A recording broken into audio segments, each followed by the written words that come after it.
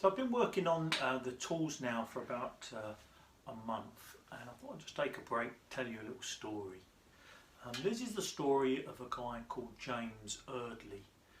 No one's really heard of James Eardley in the harmonica world, or really outside of his village. James was born in 1821 in a little village called Wooden Box. It's a strange name for a village called Wooden Box. And it was basically the location of a toll booth. Wooden Box is in just outside of Derby in the UK, and it's the site where 5 roads converged, and where they converged they put a toll road for merchants to pay to go into the larger towns. And so James was born there in 1821. 2 years later his father died, so it was just his mother and his sister at the time. So James lived at Wooden Box. In the 1840s the name of the village changed to Woodville, which is what it is now. So if you Google Woodville, you'll know exactly where it is. So James lived in Woodville in 1841. He was 20 years old, and his mother remarried a potter.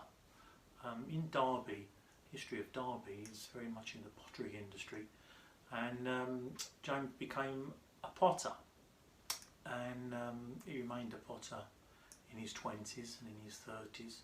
When he was about 40, he went to an organ maker's.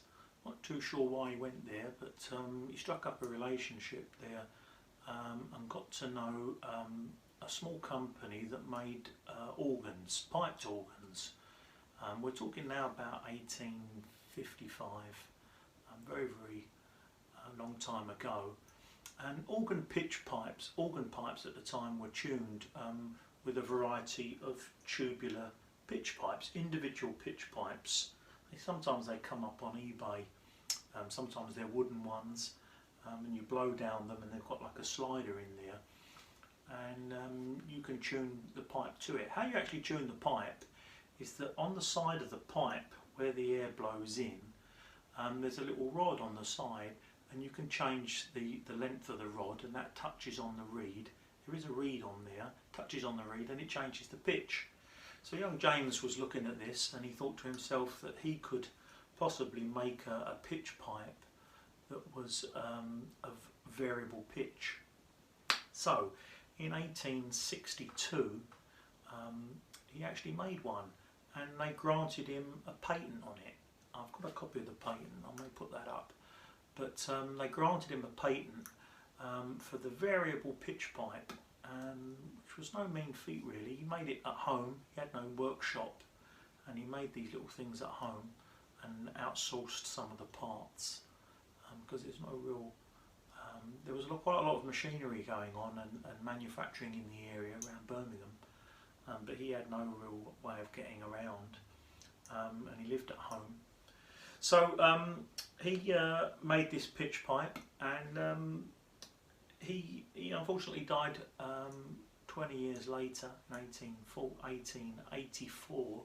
He was about 62, and unfortunately there is no burial site, there's no plaque on the wall, but he was the first inventor of the variable pitch pipe. And the only thing that we've got to know about James is the pitch pipe that he made, and here it is here.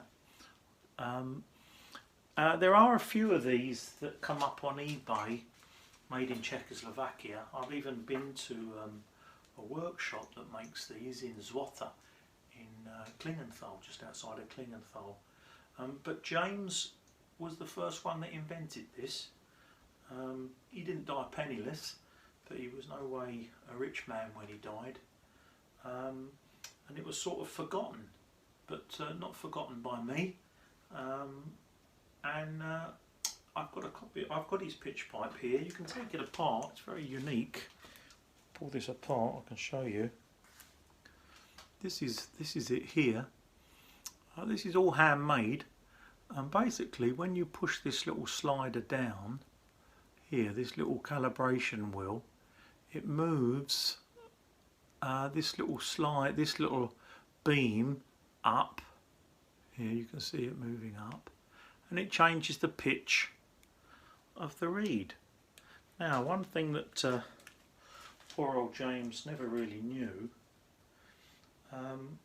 or how unique this was that most pitch pipes you blow. But James really didn't know about blowing and drawing. He wasn't a harmonica maker, wasn't a harmonica player, but he made it so that you drew into it, and you can change the pitch.